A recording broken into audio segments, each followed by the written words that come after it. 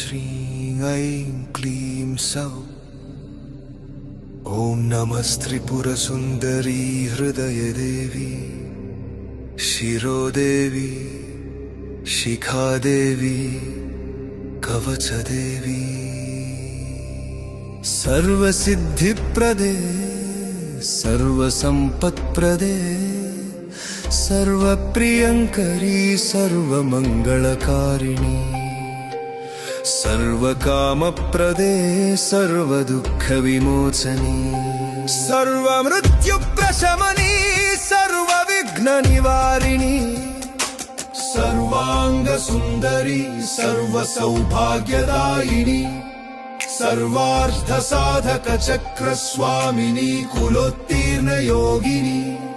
सर्वज्ञे सर्वशक्ते सर्वैश्वर्यप्रदायिनी।